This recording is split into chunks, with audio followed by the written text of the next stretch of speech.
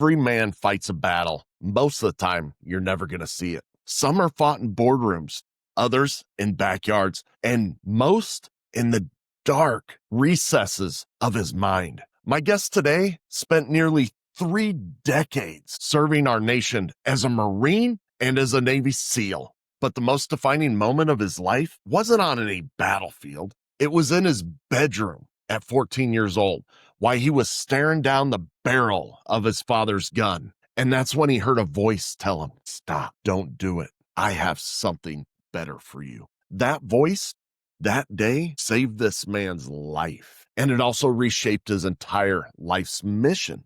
Today, that same man teaches others how to fight the wars that matter most. The one for your faith, the one for your family, and the one for your mind. On this episode of the Fire Forged Leader podcast, former Navy SEAL Tommy Richardson and I strip away the Hollywood heroism and get real about what it means to lead when no one's watching, at home, in your business, and deep in your spirit. We'll talk about how being bullied and broken forged Tommy's resilience, how faith became Tommy's weapon, and why he believes every man must hard target himself physically, mentally, and spiritually to protect what matters most. Now, if you've ever felt like a warrior at work but a stranger at home, this conversation is going to remind you that leadership, it's not about command. It's about compassion. It's about consistency and the courage to keep on fighting. So here's what you're going to take away in this episode today. You're going to be able to transform pain into purpose, and you're going to learn how to do that through faith. You're going to build mental and emotional resilience that can hold up under fire. You're going to lead your family with the same intensity that you bring to your mission on the battlefield or in the workplace, and discover what it means to be a hard target man in this soft target world. Let's get into it. Every day is a fight. Should be most, if you're doing right, that every day in the fight happens in the spiritual, and that's where you're sticking at. But there's a physical fight. There's other stuff that's going on. There's the mental fight.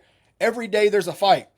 And everybody's trying to go and say, "Oh man, I'm starting to push towards trying to be all peaceful and joyful and this, that, and the other." But it's just like, what's the old Latin phrase? The sic vis pacem parabellum. If you want peace, prepare for war. The thing is that the fight's coming in some way, shape, or form. Every single day, you're in a fight. And if you don't put the armor of God on from Ephesians 6:10 in the morning, you ain't going to be spiritually ready. If you aren't going to the gym in the morning, you're not going to be physically ready. If you're not somehow in the Bible, nosing through the Bible and nosing through something that's going to make you something better mentally and challenge you mentally, your mind's going to crash. Leaders are not born in a womb. They are forged through heat, pressure, and a whole lot of sweat. The Fire Forged Leader podcast serves the audience through exploring leadership at work, in the community, and with the family, using a practical perspective and real-life experiences from the host, Steve Baumgartner, and his guests in the Forge. Now, it's time to enter the Forge with the Fire Forged Leader. Tommy Richardson, welcome to the Fire Forged Leader podcast. Glad to have you, man. Hey, appreciate it, Steve. Thanks for having me, buddy. Yeah, absolutely. So we're going to go ahead and just kick right off the bat. 9.5 years in the Marine Corps, and then, holy smokes, another 17 years in the SEALs, if I read that right. Yeah. That is a career, man. I had something to do, just don't like being bored. I like that. And yep, I've had a couple Navy SEALs on the show so far. And a lot of it is a lot of rah, high energy, all that stuff. And I get all that. But I also know that there's men behind this mask. And that's why I'm really excited to talk to Tommy and really just kind of dive into the stories. Before we get into all that experience, can we talk about when you were a little bit younger without that beautiful beard? Man, whenever you want. I'm game. Let's roll. All right. So where'd you grow up at, Tommy? Shoot, so I was born in the swamps of Southeast Texas, man, and then migrated up to, my daddy got a job up in Northern Texas, and then finished out Central Texas before joining the military, and then it was off to the races. Nice. Texas, and now, of course, you live in Virginia, almost North Carolina, somewhere. Close. It's spitting Is there distance. is there like a war in between Virginia and North Carolina? I'm not really sure. No, it's just way cheaper to live in North Carolina, which it'd be nice to migrate over, but no bit of land has opened up just quite yet. But no, man, we're good. We're good with them. They still hunt and fish and do all good stuff. It's that northern border that really gets you, I bet, right? Yeah, something like that. We don't talk about that too much. Start going to fists, you know. Oh yeah, I get you. So, young Tommy, Yeah, we have this big bulging man in front of us today, manly man. oh boy. If I remember right, it wasn't always like that. No. So can you give us kind of a glimpse of what your childhood was like? Whew, man. Exact opposite of now, I'll tell you that much. Yeah, so I grew up bullied and beaten, man. I hit 6'4", my current height, when I was, 14 years old. Was always the tall kid in the class, tall, skinny kid, and I looked like a white Steve Urkel. Had the Coke bottle glasses, suspenders, rolled jeans, stonewashed jeans, and everything, and did pretty good in school, so that didn't help either. And just frail, man. Kind of a lightning rod for 80s and early 90s beatdowns, and that's what I received, man. And it was tough. And it was tough at home as well. Real strict household. Not a lot of respect from the family or anything like that. And just was kind of striving for figure out and finding a purpose. And I just, you beat on so much. Sometimes it comes to a head, and it did in my world, man, to the point of where I was considering taking a walk to the other side. Wouldn't have been a good walk either, because I was not saved at the time, but it was bad, man. Mind was in a bad place. Body was in a bad place. Just broken kid, man. I get that. I struggled a lot with that journey myself. Yeah. And I think the first time that I put a gun in my mouth, I was 22 years old. And I think it's important to talk about, and I appreciate you bringing that up. A lot of people want to shove that in a closet and not even think about it. But in America alone, right, we have 49,000 people who commit suicide every year, and 39,200 of those are men. And if my memory serves me right, somewhere around 13-14% are veterans as well. It's high. Yeah. Yeah. So it just weighs on my heart a lot on that.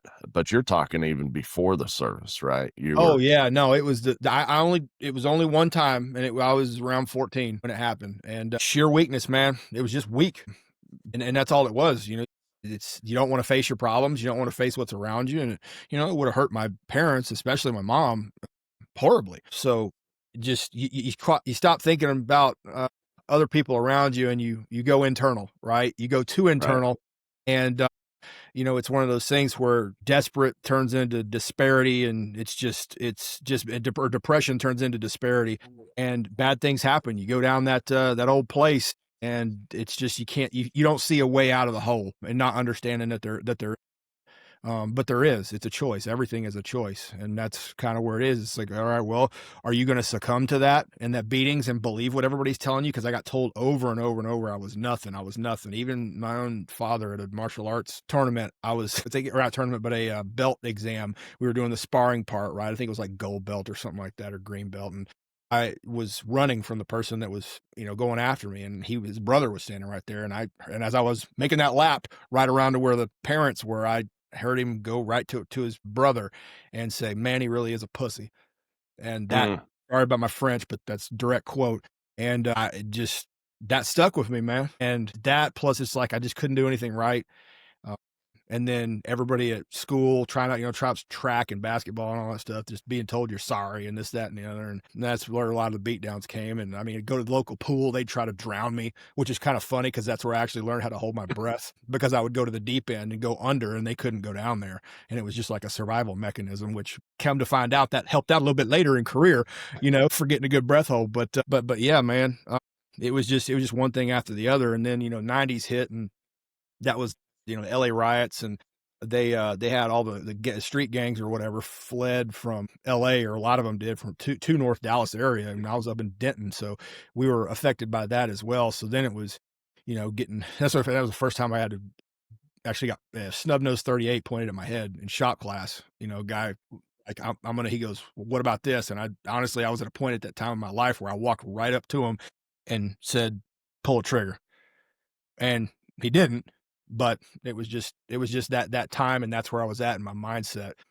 But yeah, man, it was a really cool experience when I was sitting there when I was about to end myself. And it was one of those moments, watershed type moments, where you can remember colors, smells, feelings, sounds, things like that. And I remember seeing the shine at the end of the bullet, as I was putting it up to my forehead, and started taking the slack out of the trigger. And I heard this audible sound, man, that said, stop, don't do it. I got something for you. And I went, Wow. whoa, all right. And that floored me. And honestly, I know it was, the Holy Spirit talking to me for the first time. And he might have talked to me before, but that's the first time I actually heard it, Right. And so I took the slack out, put the pistol back down in my dad's closet. And I was like, all right, well, I guess I just got to keep fighting and see what happens. And I just kept going, and I decided to start fighting back. And, come junior, senior year of high school, got in a few fights and broke a kid's rib, broke a kid's nose, broke another kid's knee. Just started fighting back, man. And started getting a little bit of respect, and people stopped touching me. They stopped messing with me. And then it was just like, I just want to be alone. Because now that the beatings were stopping towards the end of high school, I just want to be alone. It's like, all right, well, now how am I going to get respect out of my family? And I wanted to play pro basketball, right? I was varsity all 4 years in basketball, but the coach actually called up a couple of the schools that I had gotten scholarships for, and said derogatory things about me because he didn't like me because of my skin color. And it was just bad news, man. And I went, oh, okay, all right. So that was off the table. So then I was like, all right, looking towards my family, where am I going to get respect? Well, I had an uncle that several of my uncles were in the Marine Corps before, and one of them, who was the kind of the Captain America of the family, he was intelligence in the Marines, and then went on, I think he did like a couple of years in the Marine Corps, and then went over to be a plank owner of the hostage rescue team in the FBI. That was 83, I believe, that he was in that. And then he did like a 30-year career doing hostage rescue team, and just absolutely loved it and crushed it. But, my grandfather on my mom's side, everybody looked up to so much. That's who he got praise from. And, everybody's like, that's what you got to do. So it's like, all right, well, I'm going to go that route. So, towards the end of high school, it's like, all right, well, we're going to fire it up and go join the Marines. Let's see what happens. Before we get fully into that, I got to go back to this whole, 80s and 90s, definitely a different type of bullying than what we got today. There was no off button. You had to change your routes to school and to class. Right. Now you can just go power off. It's done. So I had the exact opposite syndrome you did. I burst up in high school, as far as my height. I'm 6'2" now. Yeah. Mainly because I hit 50 and I lost an inch somewhere in there. Disc compression, I think it is. Yeah, something. Yeah. I don't know. But maybe I don't wear the high heels anymore. I don't know. It's something. Fair. I mean, as long as you're not in the parades, it's okay. Yeah. That's right. Yeah. Anyways, I was just a short little round kid for most of my life, right? So, they had to do a little extra shoving to get me in the locker, but I still got shoved in the locker. There you go. Well, I guess they probably had to push you down a little bit to get you in there. I folded up. Yeah. Didn't take a lot to throw in a dumpster, though. That was the easy work. Yeah. So some people listening right now is probably thinking, well, hell, we did exactly the right thing that we should have done in society. We made all the bullies stop. I can see someone thinking that, but what's your thought on all that and how we've addressed it over the years with, with kids, and how, we attack it in schools and different things like that? Do we, though? I think we attacked it in a limp-wristed way, if you even want to call it an attack. Honestly, man, I'm at a point in my life, and still am, but grew to a point to where I'm thanking them. Bullies made me tough. It made me hard, and it made me make a choice. If it was a forced decision to go one way or the other, right, and it was succumb to it, which I almost did, or I'm going to overcome it. And now I can use it as a story for glory for God, which is awesome, right? And that whole resiliency piece of that, every single time and every single hard thing that you go through is just a forging process. You know, I like the forging with a sword, but I'm more of an axe guy myself. So I always say to keep I understand sword of the spirit. That's fine, but I'm saying axe. All right. But it's the forging process. How do you make the axe harder, sharper, and more resilient? Through Pressure fire. and heat. Well, Yep. guess what? Every time you're folding metal is every tough thing that you're going through. And eventually it comes out to where you're that unbreakable weapon, right? And you do what you're supposed to do and lead with Jesus, and you're really unbreakable. Like, because the fight's already won there.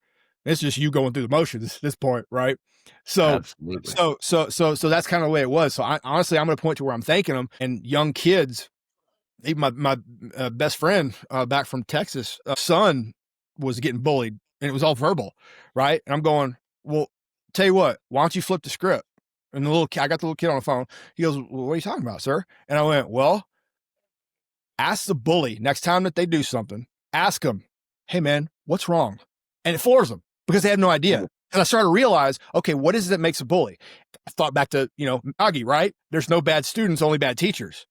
They're growing up in a bad environment, and what they're trying to do as a bully, they are trying to make themselves feel better by pushing somebody else down because someone else is pushing them down. They just have the gall to be able to fight weaker people, but that's what they've been taught, to attack the wounded person or the weaker person, right? So there's something going on. So I tell a little kid, I'm like, look, man, ask the guy what his problem is and be like, are you okay?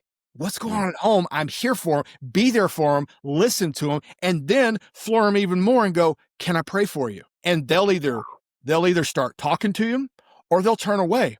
And if they keep throwing stuff at you or doing whatever it is they're doing, stand up to them. Stand toe to toe, because the bully is going after the weak, and that's what I say about going about hard targeting with men. Right? All those pedophiles, all those people that are doing bad things, rapists and whatnot. You ask them in interviews, you see them in plenty of them, and they say, what do I look at? I look at the father. And if you look like a roly-poly dad bod freaking chump, you're now a target. So hard target yourself. So as a kid, it's stand up to them. That's it.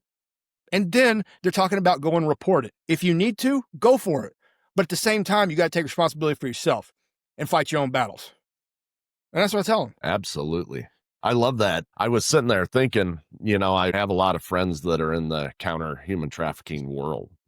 That's awesome. And the whole term predator is exactly the right word, because they pick off the weak on the edge of the fray, So single mothers, weak fathers, all those things are all soft targets, just like what you said. I never thought about it in that aspect, but the person who goes away and goes to college, the, person who runs away from their parents, those are always the targets. They're not the strong family unit.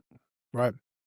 And sometimes you got to find it along the way, right? If you don't have a family, because 80s parenting really wasn't parenting. It was, because they had that thing at 10 o'clock. It came on. It's 10 o'clock. Do you know where your children are? So, that was a different world, right? A different time. So it was kind of the Lord of the Flies, everybody's kind of in it for themselves and hope you come out. And if you do wrong and the parents find out, you're going to catch a beating. Don't care what's wrong. Kid's wrong. You're getting beat. So we were neighbors. It was less morals and more of, I just want to avoid this beating. Absolutely. Absolutely. I really do think we were neighbors. How old are you anyways, Tommy? 47. I gotta 47. 47. Yeah. Yeah. So we're pretty close. I just turned 50 here not too long ago. There you go. I'm on your heels. Yeah. Yeah. So it was definitely a different world, right? Now everything lives on forever in these dang things. Oh yeah. Which absolutely sucks. And I get the cyberbullying and the emotional stuff and what have you. And it becomes a little bit tougher to, turn around and go, hey, what's your deal, man? Yeah. Right. Stand up to them, because they can hide behind this keyboard commandos. field. Yeah. Yeah. But that's why I say, don't read the comments or hit power. And guess what? It goes away. And the other piece too, is where everybody's all concerned about right now. And I say saying this to grown men, man, you care too much about what people think about you. Who cares? Absolutely. Who cares? The only thing that you could control is how you react to it. And two, what steps are you taking to avoid that situation that is coming? If you need to, or if it's a problem enough, are you facing it head on? Fact of the matter is that it's like, what other people think. Yeah. I mean, it's cool. It matters. I get it. But it's like, there's too much of a need for validation from others when all you really need to do is stick your nose in the right book and catch validation from the one that matters. Right. And that's where that little thing called the fruits of the Spirit, Galatians 5:25 comes in, right? We're really understanding what joy, love, peace is. And then kindness, gentleness, faithfulness, all that, right? All down to self-control. So it's just, it's a thing, man. And if you don't have that and you aren't taught that and you aren't given that as an example, it's very, very difficult. Agreed. I was just sitting here thinking about what you said about, seeking validation from people, but it's also people who don't even matter. Right. Yeah. So I had to tell my wife, I've been starting to get a little bit of fame online, with the new business and all the social media stuff. And I had to tell her the other day, you just got to ignore those people. Right. Yeah. Static. We have our relationship. We have our relationship with the Lord. We have our children. Yeah. We have cameras outside the house if they figure out where we live. And I got a gun safe. Right. Yep. Yeah. So that's all that really matters. These people who, can't even put their full name in social media or user 62719. I don't care what that guy says. I really don't. You know what, man? I tell you, I've gotten that off of LinkedIn, and you get haters, and they say don't look at the comments or what. Dude, I love the comments. I don't care if you're hating on what that spawns. And the thing is, it's not poking the bear. What it is to me, and what I found, which is so cool, is it's actually almost like a ministry ground. Because again, you think about the bully situation. Those guys that have negative things to say about you, they got something going on in their life that's wrong.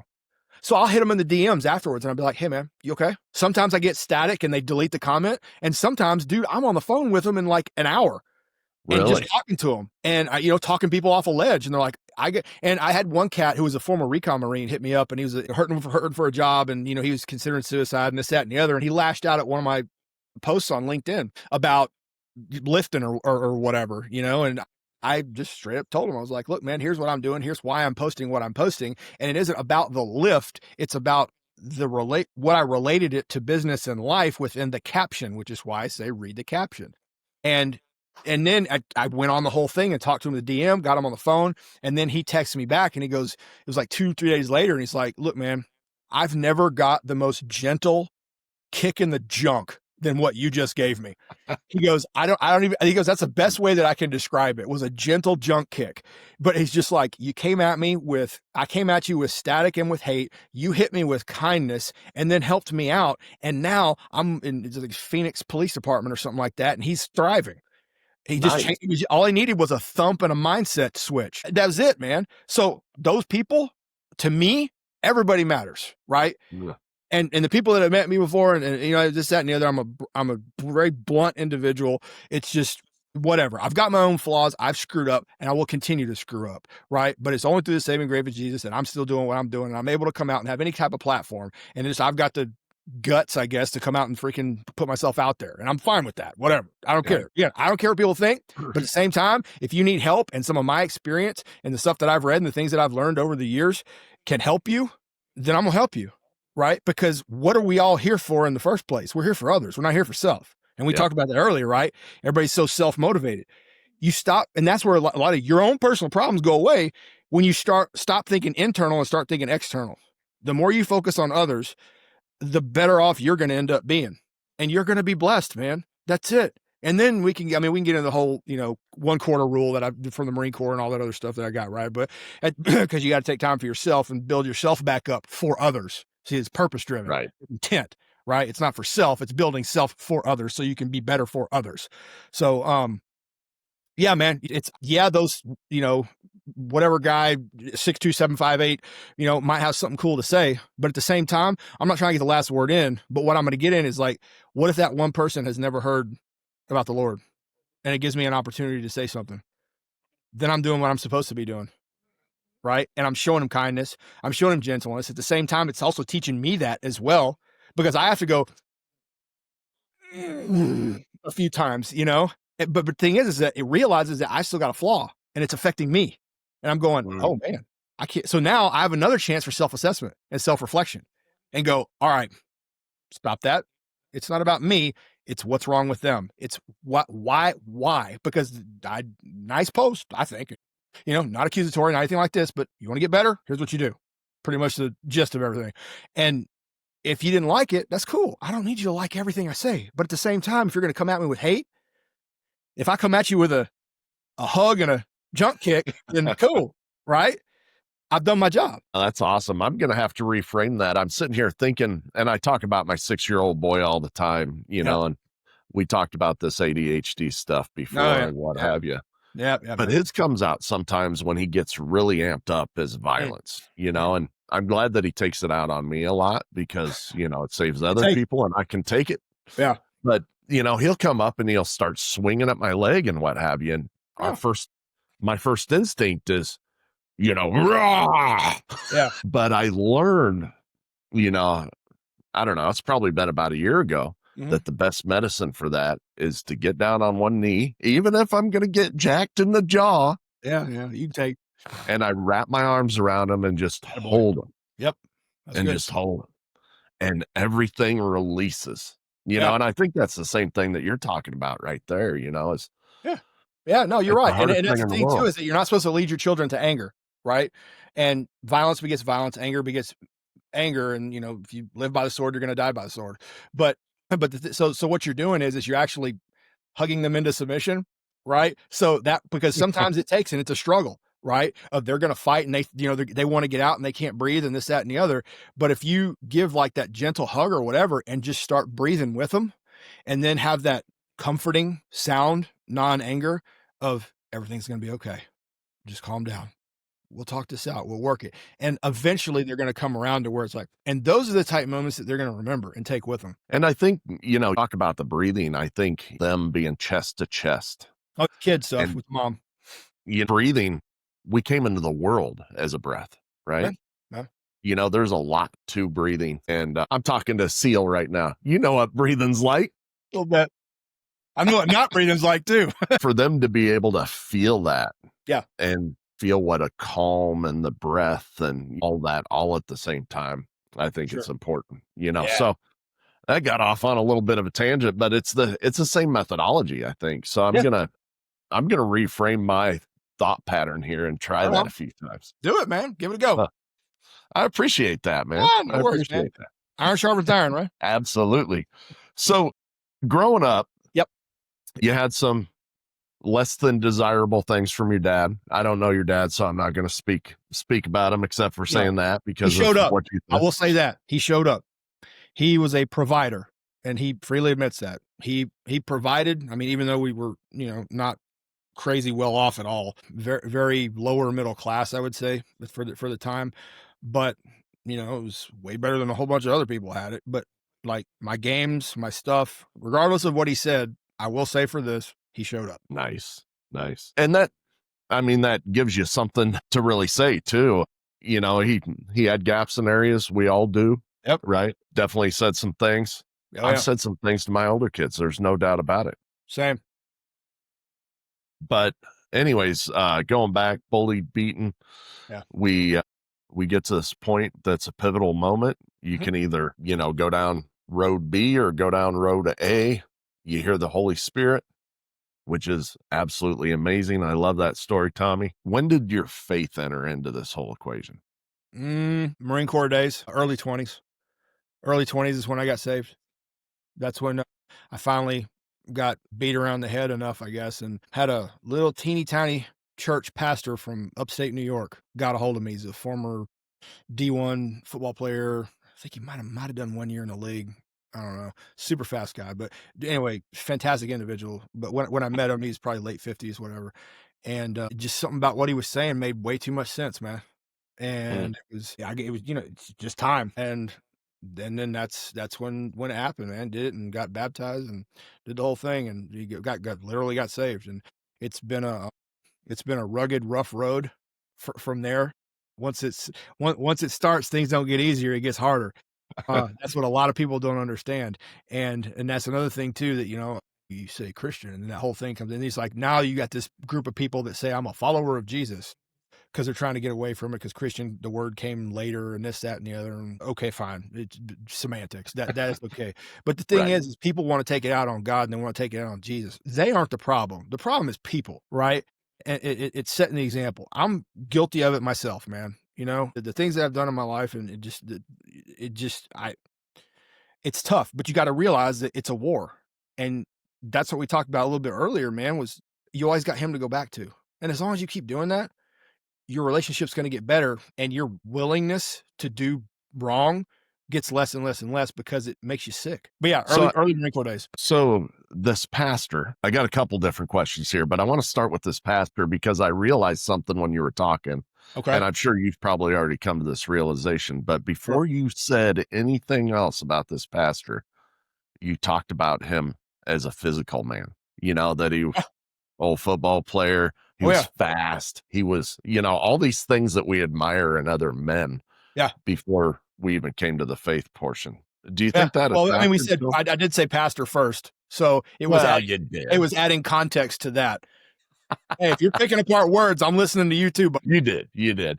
But I was kind of drawn in by that because I think there's something important there. Yeah, it's called relating, right? It's something dudes can relate to. Right. Because for whatever reason, it brings earthly validation to that individual. Why? Don't know. Just does. But the fact of the matter is, because it's, again, now you're talking about, I mean, we can get into the whole manhood piece, right?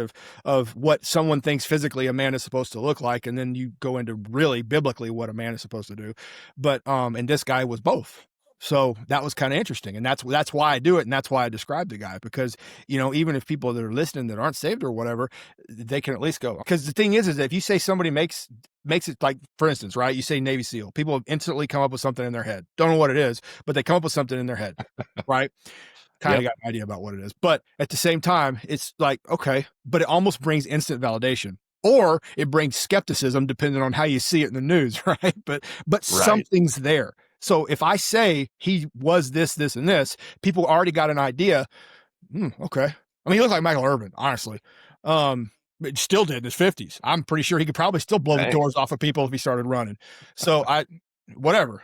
But the fact of the matter is that kind of drew me in. And that kind of goes back into the hard targeting piece, right? If I've got a pastor up there that looks like a food blister, you think I'm going to listen to him too much? No, because he's not practicing what he preaches. If you can't have enough self-control to monitor what goes into your face, how much validity is the other stuff that you're saying? You know? Agreed. So it's okay. And you're seeing that more and more now too, you know, on Instagram and all this other stuff, you're seeing these jacked pastors. And I'm like, this is awesome. You know? Agreed. It's interesting because one of, you know, men's faith groups, I talk about them all the time. Right. They might as well be women's faith groups because men and women come to things a certain way emotionally and, you know, different things like that. Yeah. Men come at things physically generally. Right. But we all want to come around. We want to have, you know, open up our Bibles, which is a good thing. I don't want to say anything about that, but then we want to sit down and eat snacks and talk and things like that. And that's not how men really operate, right? And that's why these things fall apart, in my opinion. But I had a guy, you know, he was talking about a temple of, you know, our bodies are a temple of the Holy Spirit and this, that, and the other. And he was sweating profusely at like 350 pounds. And I'm like, dude, I can't listen to you. It's not in congruency, you know? So I like how Krispy Kremes. Yeah. You know, and I mean, he might have had health concerns and everything else, but I mean, I think there's also a pattern for, you know, when we talk about temple of the Holy Spirit, right? You talked about it in the exact same way that I do, and it's mind, body, and spirit, and all those things got to be in equal parts to make the man. So well, you know, I mean, you talk about being protector provider, right? If you look like the Michelin Man, who you protecting? Maybe from nails in the road. I don't know. Nothing good. Nothing worth protecting. Right.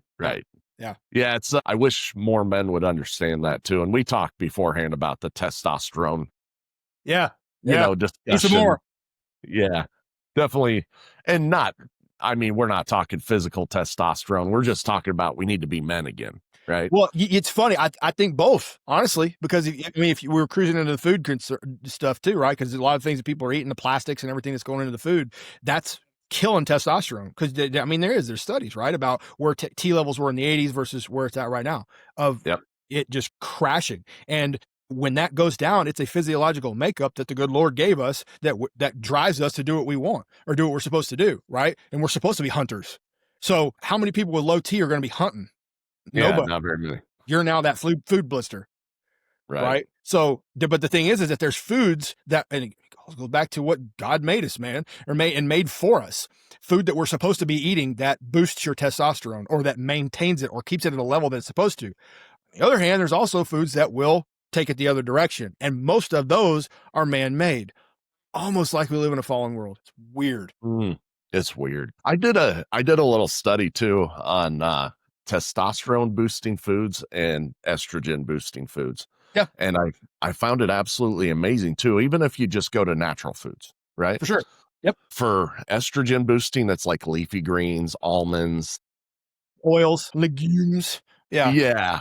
All that stuff. You know exactly where I'm going. And then for men, it's what? Eggs, beef. And it just kills me because, when you stop and think about it, it's all of the stuff that, number one, dietitians tried to push down our throats in the 90s, right? That you need to eat more lettuce and berries and, all that kind of stuff. And then, the other day I told someone that I sit down and I eat 10 eggs and a piece of steak. And they're like, don't you worry about your cholesterol?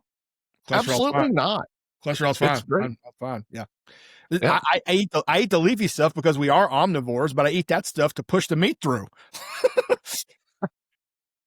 So it doesn't get lodged. That's it, man. And the thing is that because of the way the food is built and, the steroids, the GMO and all this other stuff, because, all of the junk that the cows and animals are eating goes into the bloodstream, and then we're eating that, and then you literally become what you eat. So now I have to have these certain vitamins and things like that because I can't trust the other food because it's not made properly, or you just can't get away from pesticides, or you can't get away from things 100%, right? And then we can get on to cloud seeding and silver nitrate, getting into the, whatever, that, which is a thing. They've been doing it since 1959. Read it. It's a thing. So, but that gets into the stuff too, right? And all the foods that the animals are eating, and then that comes to us. So you need it. You need that stuff to push everything else because they're starting to discover this weird thing, they've been discovering this weird thing called gut health. Oh man, that matters too. It's almost like all your systems work together. Weird, gallbladder, you don't need that. Oh, you don't need that. Really? Then why do we have it? Yeah. Because it's a filtering mechanism for junk that we're not supposed to be eating, because you might actually get something in there that's not supposed to be in there, not purposefully putting crud in your body that's not supposed to be there. Absolutely. Anyway. Yeah. But anyway, testosterone boosting versus estrogen boosting foods. That's absolutely 100% a thing, man. Yeah. And, it just goes back to the grand design again for me, and we need to stop listening to these people. For one, I am a big believer, if you can't look at your doctor, going back to the physicality thing, and go, that looks like a healthy man, that guy should never give you advice on anything. Ever. It's usually a fat man or a fat woman. And they'll be like, you need to eat better. Like, here's a mirror. Meat kettle. Here's a mirror. You check that? And it's funny too, man, because you can reverse that also. I'm not saying all doctors are bad. They're there. It's a metric. It's great. But use it as a metric, not as gospel. I walked into, because first one from, being getting out of the military, I find the family clinic or whatever, that I'm going to now. And I know what I need and I know what I'm doing. I go in for my first physical, my first checkup, and I say, here's what's wrong, this, and this. Here's what I'm doing to correct it. This, and this. Here's a prescription, because I'm only on one prescription. And I said, this is what I need. This is how much I need. I'm not going to an endocrinologist. I'm not going to a urologist or anybody else that you're going to send me to. This is what I need. I need it in this dose, this amount. Here's what I'm taking. Here's my blood test. I need a blood test once or twice a year, and I'm going to check my own blood. I'm going to watch it and I'm going to monitor it, and that's going to go. And the guy just looked at me and went, I'll be right back. Wrote me a prescription, took a blood test that day, and they said, thanks for playing. And they opened up too. This is great, right? So I did civilians. So I go in the clinic and they're like, hey, mental health wise, where are you at? This, that, and the other. I said, I'm freaking right as rain, man. What are you talking about? Dude, so they said we're required to ask these 2 mental health questions. I went back to the bill and they charged me for a mental health assessment. Oh. So next time I go in, I'm like, I'm only paying for that once. You got me. Good job. Don't ask me again. That's it. And then the other thing too is that there was the big deal on a doctor's form, intake form. what are your pronouns, and then what gender are you identifying as? I wrote man real big, and then I said I'm not mentally ill, and I gave it to him. And you are a science-based doctor and shouldn't ask this. Yeah. What does it? And I did this in the military, right? Because you see all the different stuff going up for pride and this. Oh, yeah. I took every one of those off of. I didn't care who's watching me. I took every one of those off the wall and I put them in the shredder. Didn't say a word. Didn't make a stink or nothing. I just took them off the walls. And then the people that would look at me and go, oh, I went, I will put this back on the wall if you can answer me one question. What does that have to do with mission readiness? Like literally. What does it have to do? How is what your social experiment is? What does that do towards making the mission get accomplished? Absolutely. It does the exact opposite. Creates confusion. It creates tension and stupid. Like if I'm at a command and it's train, screen, evaluate, if that's what your thing is, then that's the mission. Nowhere in there does it mention any of that social stuff. I don't care. It doesn't matter, right? None of that works towards anything that's productive. Agreed. And the thing is that everybody just rolls over because they don't want to catch any static. And that's amazing. You know, it just shows me more and more how men need to stand up. You know, I know exactly how these guys that I went to high school think, but they're not standing up today. No. They're rolling over for all this bullshit. It's easy. Yeah, it's easy. Pat. You're a man. You're supposed to fight. Right. Every day is a fight. It should be if you're doing right, that every day in the fight happens in the spiritual, and that's where you're sticking at. But there's a physical fight. There's other stuff that's going on. There's the mental fight. Every day there's a fight. And everybody's trying to go and say, oh, well, man, you know, I'm starting to push towards, we're trying to be all peaceful and joyful and this, that, and the other. But it's just like, what's the old Latin phrase? Sic vis pacem parabellum. You know, if you want peace, prepare for war. The thing is that the fight's coming in some way, shape, or form every single day. You're in a fight. And if you don't put the armor of God on from Ephesians 6:10 in the morning, you ain't going to be spiritually ready. If you aren't going to the gym in the morning, you're not going to be physically ready. If you're not somehow in the Bible, nosing through the Bible and nosing through something that's going to make you something better mentally and challenge you mentally, your mind's going to crash. If you're standing in front of the phone all day, your brain's going to turn to soup. And now you're weak in every area that makes you strong. Everything is a fight. And as a man, you are built to fight. He builds my hands to war. It doesn't get much clearer than that, for sure. Yeah. So we started really getting into your military experience there for a second. Yeah. So I'm really curious in that military experience. I don't have any myself, but I hang around a bunch of guys, right? Stayed in a Holiday Inn Express. That's good. Yep. What's that? You stayed in a Holiday Inn Express last night? I wasn't in the pretty much. Pretty much. Yeah. Pretty much the same thing. But, you know, I keep on finding myself drawn into this world, right? Yeah. And it's probably exactly what you just said, right? But, you know, a lot of guys that I talk to, they either go one way or the other, you know, from their military experience. They either really start believing or they really don't, it seems. So you came to your faith when you were in your early 20s in the Marine Corps. Yep. And you brought that into the SEALs. How did that look throughout? Because you're obviously someone who is very vocal about it. And I don't know if you were in your 20s or not. But. Not at all. It was one of those things where I didn't know how to express it. And I was trying to find my way, man. Some people get it and it slaps them right upside the head. And that's it. That's game on. It was kind of interesting too, man, because I got a piece of it, but I was too stupid to figure out what God was doing. When I went and got baptized, right? Full body immersion, whatever, at the church. I was always kind of fearful of public speaking and talking in front of folks and expressing myself. I always had I had really strong feelings and it would always barrel up inside of me, but I'd always put it inside of me. And, you know, lo and behold, the inside start to mildew after a while if you let it storm in there long enough, right? So I came up and it was preaching. And my wife went down with me. We both got baptized together, right?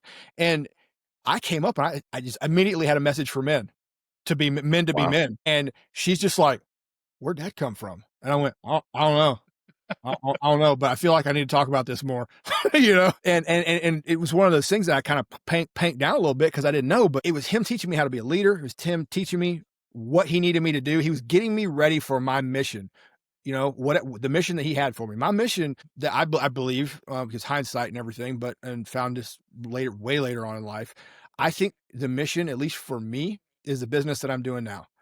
And he put me through all of the almost 27 years in the military, and put me through all of that stuff, as not only because life is a proving ground, right, for what we got coming after, but at the same time, it was all the lessons learned. And I think that's why he kept hold of me, which he keeps hold of everybody, let's be real, but he's let me live through multiple near-death experiences, and crazy stories. But to do so, it's for his glory, right? And to say that even through a weak, screw-up idiot like myself, I'm still coming out on the other end. Why? Because I have him, and he's my strength. And that's where I'm pulling everything from, right? And I didn't realize it back then.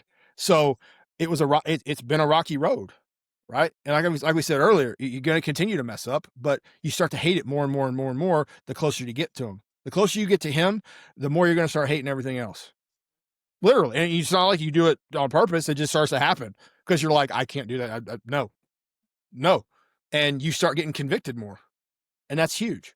And that's where I don't want guys to fall into the same traps. I always say, oh, I want to be this, that, and the other. And if he ever comes out and say, you want to be like you, I'm like, you do not want to be like me. I say, you need to be better than me, and I'm going to train you to be better than me. And I say that, you do the leadership stuff. I do too, whatever. Or I always say, you got to be a good teammate before you're a good leader, because not everybody's built to be a leader, because we have too many chiefs and no Indians. We got a problem. Right. And that's fine. It's okay. But wherever you fall out, you need to be the best that you can possibly be. And the best, whatever that is to make others better.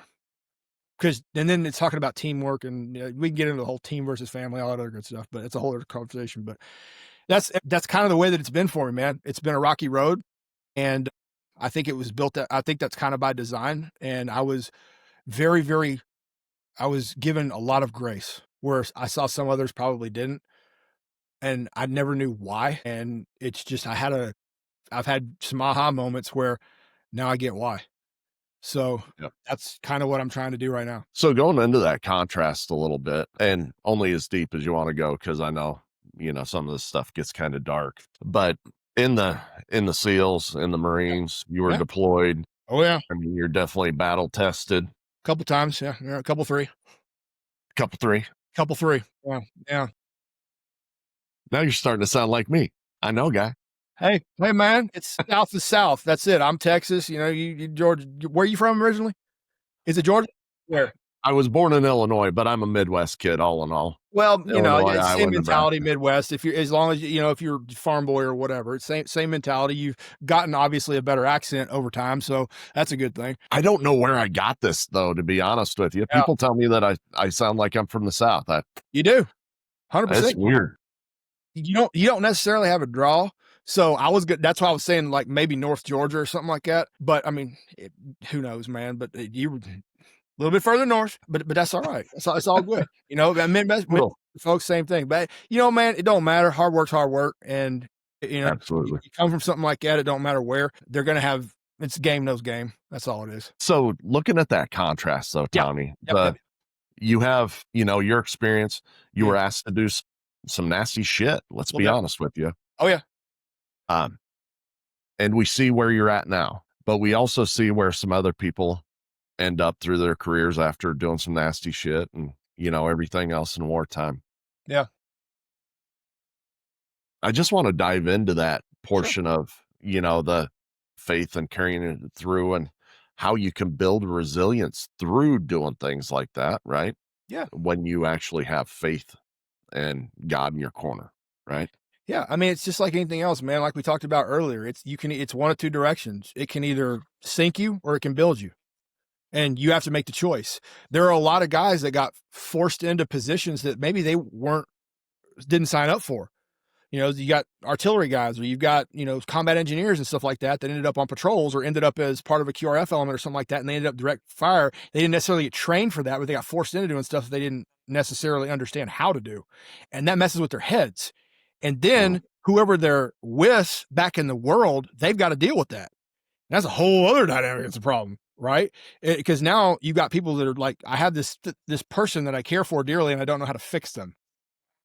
Right. So that's kind of another discussion about getting off the train and looking for other veterans. But for the combat guys, the dudes that went like, so infantry's a weird thing, right? Because you got a 17-year-old kid that, you know, is trying to still figure things out, right? Because, you know, frontal cortex doesn't, was 25, I think, for males, doesn't fully align. You gotta figure out where you're at. Yeah. So, you know, you got a dumb kid that, you know, it was either jail of the Corps or something like that, or whatever it was, man, that forced him in the military. Could have been the, you know, love of the country or whatever. Don't know, whatever got him there. But the fact of the matter is, you got a kid that's forced into a situation where he's going to have to, one, potentially see brothers and sisters get hurt real bad, or they're going to be in a position or they're going to be in a position where they're going to have to hurt somebody real bad. And that's tough. And that's incumbent upon the leadership to take surveys of their folks. And that was if they had the maturity to do it, because the leadership is dealing with it also, especially when the war kicked off. Because, you know, we were getting trained by people that were Vietnam and Desert Storm and, you know, Grenada folks, you know, and Desert Storm was an overwhelming success. I mean, there was a little bit of this, that, and the other, but it wasn't full scale combat that we were going into. It was completely different. And then, so you talk about full scale combat. Well, the next one before that was Vietnam, and the stakes in the game had changed so much, but we still needed to learn history. So that way we don't repeat the same mistakes, but it was a lot, man. Like a couple, 3 times you get kids screaming for their mom. These are the infantry guys, right? And you got to go do the full body Etch-a-Sketch and go kick them in the head and say, "Wake up, we need you." And then that, okay, and then they'll, you know, start sister have a little reboot, and then, you know, they rock and roll. But some guys couldn't take it. Like we had one in Fallujah, we had one of the guys in an India company kill himself because he couldn't take it. Right? His staff sergeant had gotten dusted, pink mist by an IED, and he couldn't take it, and he killed himself. MC, pow, one night, and blew his brains out. And it's horrible, absolutely horrible. I can't handle it. But to me, that again, it's a leadership thing. And I took those lessons to the SEAL teams. Completely different dynamic, right? You trained now at the highest level, and you have individuals that are mid-20s already, you know, coming. The new guys are like maybe 22, 23, but more time on planet Earth. And because they've been through that crucible, they're ready for it, or they're more ready for it. Nobody's ever really ready for it because you never know how you're going to do it, but they're more ready for the things that they're going to see, because the people that are training them care so much about it, and they understand the team dynamic because it's now a smaller unit, and they can say, this is how things go and this is how we're going to do things, because we've only got each other out there, because we're out there alone. I mean, yeah, we got support people and whatnot, but not to the extent of the support that an infantry unit would. So you have to be more prepared to do so. So we didn't really have those problems in the teams until we started getting like mechanized infantry guys to come and be our backup or our outer cordon for the targets that we would hit. And we had one crew come in. It was a striker platoon from the Army came in, and they were green. I've literally never been on deployment before. I had a boot second lieutenant and a buck sergeant that, just got promoted to staff sergeant, who was their team sergeant, and everybody else was. So anyway, we go out and get in gunfight, come back, and I go talk to him. And I said, "Yo, LT, you good?" Yeah, I'm good. I'm like, "You shaking? You ain't good." All right. So I had to sit there and talk to him. And then I went to the team sergeant. And I told him, my platoon chief came with me too, because I was like, "Hey, go, enlist to enlisted. That's fine, because I get it." And then I went over and said, "Yo, sergeant, you good?" He was like, "Yeah, I'm good." All right, cool. "Did you guys talk to the boys yet?" They're like, "No." I went, "Okay. Tell you from experience." I give them some stories from the Marine Corps. I said, "You need to go talk to the boys and make sure they're good." Because that was the first time they'd gone through it. And even though nobody got hit or hurt, some dudes got close. So go make sure they're good. So then that not only established camaraderie between, us and them, but we were showing them how to care for their people and how to make sure that their heads are right, because we knew that one, they're driving the big vehicles or whatever, but they're going to be outer quarter. We had to be able to trust them to have our back, so that way we don't have to divert assets to the outer cordon if something bad goes down, which it did several times. So the training is continuous, even out in combat, right? It's not between ops, right? You don't learn out in ops. It's like we do after actions. We come back in after every patrol or whatever it is that we were doing, every op, and we do a hot wash. This is what you did bad. This is what we did good. Here's how we can fix it. All right, everybody go get some sleep. then when we wake up, everybody's gone to the gym, got their food, and they're doing great, and have had a little time to blow up, we're going to start training. And we're training inside the little compound that we have to be better for the next time. And then we go out again. Off those learnings.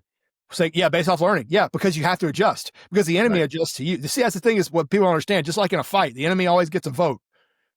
And that's the one that people don't concern themselves with. You know, Mike Tyson is everything's going great to plan until you get hit in the face. Right. So it's literally the same thing, except stakes are a little higher. So you start to care more because everybody's lives are at stake, right? Because you're playing where there's no reset button, and you have to do it. You have to do it. It's an absolute necessity. And if they see something that's messed up, say a guy gets hit by an IED, one of them gets, somebody gets shot, something happens or whatever.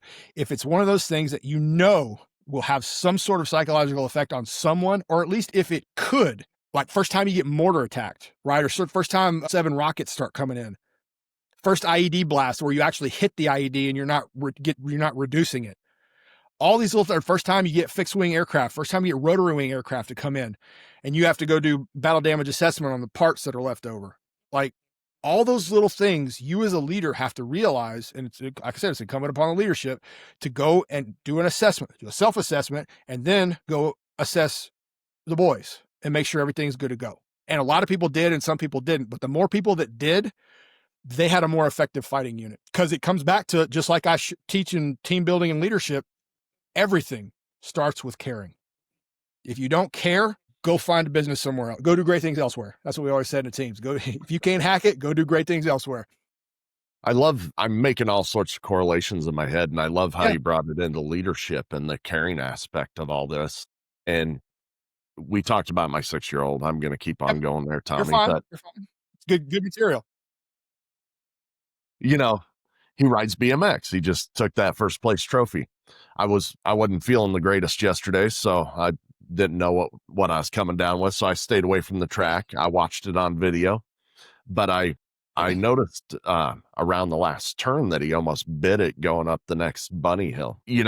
I sat there and I thought about it with my wife. She would have went running out there and coddled him and all that stuff. And that's fine. And I'm not taking anything away from that. But as a father, the best thing that I could do is help him get up and dust himself off, and then help him learn from that event. And I think you're talking about the same thing. Of course, a lot greater stakes, of course, than a bruised knee or skinned up knee, but it's the same sort of caring that you have. You want them to get better. You also want them to learn from it, but you also want them to be all right. Yeah, 100%. I mean, but you can't, that's the thing, it's about helicopter parenting, you helicopter lead also, right? So, he falls off the bike, right? Or any kid, you're teaching your kid how to ride a bike, he falls off the bike, right? Immediately somebody wants to come up and give him a hug. Don't do it. Don't do it. Because that's teaching them something. It's teaching them not to care about themselves, and it's teaching them not to be able to learn how to dust themselves off and get up. You as an adult parent should know, if you don't, know a little bit about trauma care. And if you were a kid yourself, you should have known you had a lot of bumps, bruises, and owies, and a lot of skinned knees and a lot of skinned elbows. And guess what? It was okay. Everything was fine, right? But now we go back into every little teeny tiny mistake is going to lead to learning and lead as part of the forging process. If I sit there and wrap my kid in bubble wrap and then tell them to go ride a bike, how are they going to learn how? Because there's no fear of falling. They'll fall, hit it, and then you know what? They'll never learn how to ride a bike. People will be making fun of them. I'm going to put them in helmets and elbow pads and Kevlar and what? Man, no, I didn't have any of that. Hit my head. Well, I guess probably where I'm at now, but hit yourself so many times, but you kept getting up. You're like, whoa, that hurt. But you know what? You got better because you don't want to do that again. Agreed. So there's only so much like hugging, where hugging becomes coddling. I'm not saying don't take care of them. It's, hey, you all right? Self-assessment. We good? Yep. Sick. Let's keep going. That's all they need. Not a, my baby. No, don't do that.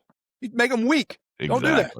Exactly. Yeah, that's everybody always seems to think that leadership has to be some big, glorious event or title or whatever else, whether it's in the SEALs or whether it's at a corporation or, most people don't even think about it at the house, right? which is sad, but they It's don't. hard. It is hard. It is, someone else doesn't make up your, agenda for you and all that kind of stuff. But anyways, I talked to you, Tommy, and I think that the applications that just keeps on going, we just made this transition right into talking about my son. But when we talk about coming out of the military, and there's a couple different directions that you can go, and you got to make that choice. How does a man, let's just specifically talk about men now, because we don't need to talk about the other 67 genders. Sorry, man, I had to throw that there. As long as everybody knows you're joking. They know I'm joking. All right, cool. Right on. That's good. So I don't understand women. That's why we're going to go with men. We're not supposed to. It's a spaghetti versus a waffle. That's right. That's right. When a man is coming out of the military, what would you give him, as far as advice or things like that on how to get reconnected back into being a civilian? Man, I'm right on the coattails of it, dude. I retired back in December. So I'm still kind of fresh out, man. It ain't been a year yet. But what I would say is, based off of the difficulties and garbage that I've gone through, is make sure you got your ducks in a row before you get out. Now, for me, I started the business about 4 years prior to getting out. So, and I did that so that way I could have a safety net while I failed, because I knew it was going to happen. I didn't fail to the extent, and I've learned a heck of a lot since then about you got to know how to learn how to fail. I'll tell them that is that when you enter the civilian world, you better learn how to fail. And I'm going to tell you what, it's going to be a lot of false promises and a lot of kicking the can down the road. Unfortunately, you can't trust folks just straight out the gate. Yep. You want to, and that's great. But how many times do you need to get kicked in the throat or kicked in the teeth or kicked somewhere else to where you're like, oh, I need to take this with a grain of salt? And it stinks. It's a whole other ball game. It's like showing up is a big deal. And it's just like, that's morning muster. That's literally every day. We can't. So you're going to be dealing with a lot of frustrations. It's because, and you need to look at it as a fight. It's again, we'll go back to a fight, right? It's a different war. And it's different. And you're going to have a bunch of people that say, thank you for your service. And they don't mean nothing. It's about like saying, hey, how's it going? If you ask somebody, hey, how's it going? They really want to know how you're really doing. Heck no. That's about how I feel when somebody says, thank you for my service. Right. It's just like, okay, well, I'm glad it made you feel better that you did your part. But what does that really mean? So I would say mentally, you need to get yourself ready. Job wise, you need to get yourself ready. Spiritually, if you're good, then it doesn't matter what comes your way, because like I said, the fight's already won at the end anyways, and whatever happens is going to happen. But prepare yourself, don't always necessarily trust exactly what it is that they're going to tell you on the way out, because there's going to be little nuances and little things that you don't know. Right. So when you put in for retirement, know that you can do that a year out. When you're putting in for the VA and VA disabilities, know that you can do that 6 months out. And you want to do that. Don't wait for it. Don't wait, because all you're going to be doing is waiting for things to get done. And then go and find other people that have recently retired and pick their brain, right? And find out what's going on. If you're a combat vet, well, you need to know about CRSC, right? All these different little benefits that you can get. If you get your VA benny's done and you get it done right, you get 100% permanent total if you rate it, because there are a bunch of chumps out there that are going after it and they're getting stuff that they shouldn't be getting. And you've got dudes over here that are really suffering, that are going through it. Because when I went through the VA, it was like I was on trial at every little thing. And I'm like, I'm coming in with an Encyclopedia Britannica set of medical stuff going here. And then we start nitpicking all these little things. And I'm just like, I need to break these people down. And I brought out the humanity in them, because it feels like I was going through like an automaton robot situation of, oh, did you do this? Did you do this? Well, why do you need this? Why do you do this, that, and the other? And I just stopped one of them and I went, do you feel anything when you read this stuff? And they just kind of went, huh? And I'm going, I just want to know. I'm going to answer your questions. I'm going to jump through your hoops. I understand bureaucracy. I've been in the military almost 27 years. I get it. Right. But I just try to understand, because common sense isn't always a common virtue. Help me understand. And then when I broke it down to the human piece, they opened up. And I was like, huh. So my approach changed every single time with those VA people. And the whole reason that all of that bureaucracy, all that red tape is there, is because people have abused the system trying to get more than they deserve, instead of just being happy that you got anything. And the way, at least for us as operators, we don't think, I deserve anything. It's just whatever I get is whatever I get. And you don't say certain things, and you hold certain things back. When really that's, again, you got to start thinking about other people. If you're messed up, you need to say you're messed up. And because all that counts is your VA rating. And all of that's going to do is help your people out with your kids' education, right? With your health care for your family, all of that stuff. Pay attention to the nuances, go to the classes, that's fine. But you're going to learn more from the individuals that recently retired. Go find them, get that information. You would think there'd be a checklist to say, I need to do this, this, this, and this. There's not. And then I've talked to plenty of other vets, and they had the same way I did. And some of them, unfortunately, didn't come out the right way, didn't come out good. Now they're at the appeals process for, the percentages on their VA. And it's just this horrible thing. It's a huge stress on the family, and it's money, and, it's time, that's the big capital, right? When you get out, you understand time. The sweat equity doesn't necessarily correlate to the right time equity that, that you're used to, So it's a weird transition, and I understand where everybody's head goes. And I got warned too, and I was like, I'm good. Jack, I should have listened, right? Because I did. I went through my hard time and this, that, and the other, and it's been tough, getting the jobs and for the stuff that I want to do. But again, you look at it as another battlefield, and you don't take no for an answer, and you just push, drive. And you know what? Eventually that job will come. And then something else will come, and then something else will come, and then this, and this. And it's just, you just got to keep pushing. That's it. Just keep driving, and you'll be fine. You'll get it. The problem people have is that they stop fighting. When you get out the fight, you can't stop fighting. All the vets, man, when you get out, don't stop fighting. Realize that you're in it, and that's it. And I always say too, is it's like a train, right? So if the military is a train, you've stepped off the train and the train kept going. Well, you're not the only one that stepped off the train. There's others. Go find them somewhere, anywhere, right? Your old unit. If you weren't a dirtbag, the chances are they'll listen to you, right? Or go find somebody else.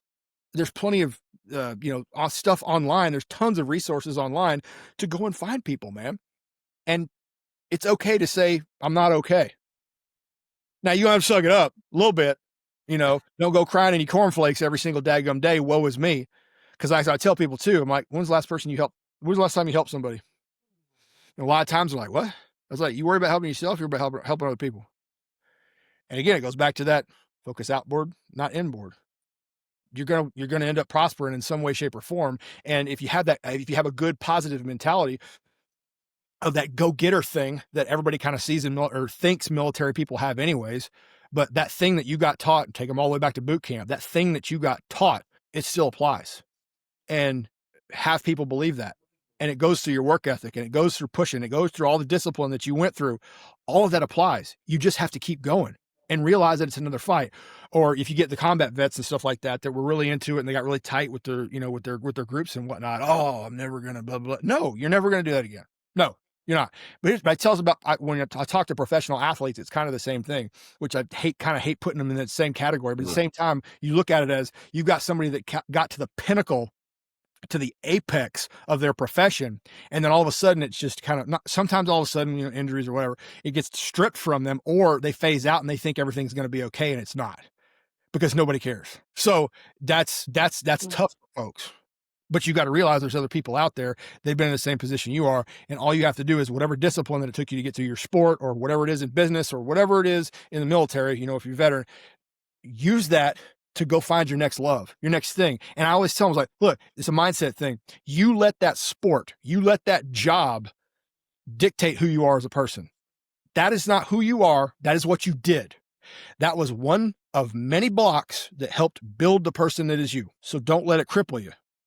Let it help build you to be whatever's coming next. Yes, that fight is over, but you have another fight. And chances are you've probably got people that you're responsible for that are in the fight with you, and you don't even know it. And it's more so even now than then. It's just a different battlefield. So recognizing that and driving forward, that's huge. I would imagine too, when you're trying to make that transition, and let's say that you have a wife, couple kids at the house, you're going from this brotherhood 100% of the time, almost, people that you really trust, you rely on, all that. And then you go to this house of the people that you're supposed to love, right? Mm-hmm.